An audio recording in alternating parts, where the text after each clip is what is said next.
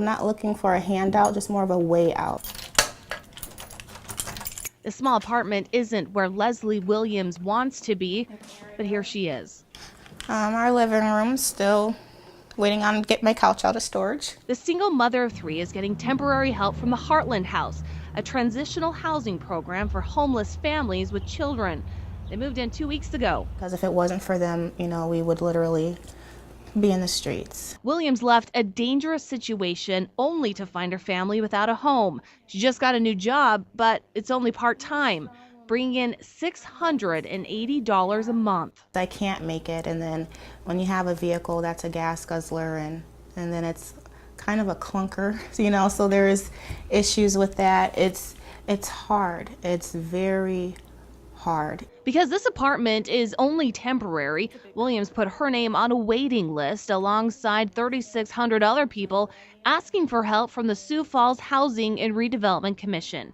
The organization grants housing vouchers to people with low incomes, the elderly, and people with disabilities. On average, each household receives around $450 a month.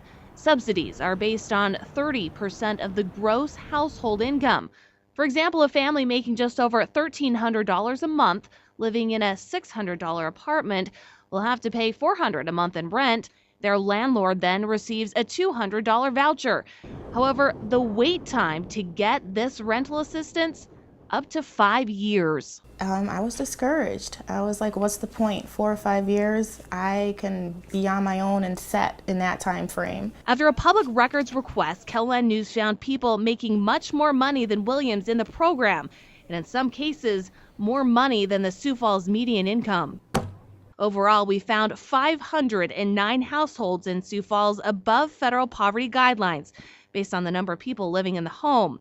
3 families make more than $50,000 a year, and one family of 3 brings in $61,382.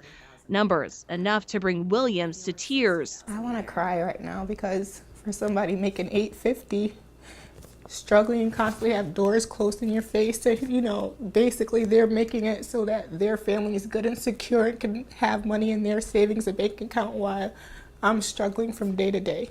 And that something like that isn't fair. Funding's limited. We only get enough funding to help so many. We took the information back to the Sioux Falls Housing and Redevelopment Commission to talk with Executive Director Shireen Ranshow. You're making $49,000, $50,000, $61,000. It's cost. I'd have to do some figuring here. Yeah. Yeah, because that's pretty shocking. Yeah, that would be when you see that. While the vast majority of the clients in the program are low income, we found 30 families above the Commission's own income guidelines for rental assistance. As their income goes up, then the amount of assistance, they can be above these initial income limits once they get on the program. So once there's 30% of their income is equal to whatever the apartment rents for, then they're off. Ranshow says the organization verifies its clients' income annually. She says when circumstances change and income levels rise, families will remain in the program for 6 additional months, but without financial help as a safety net. Ranshaw cannot say for certain if the higher income households are actually receiving rental assistance or on a 6-month probation.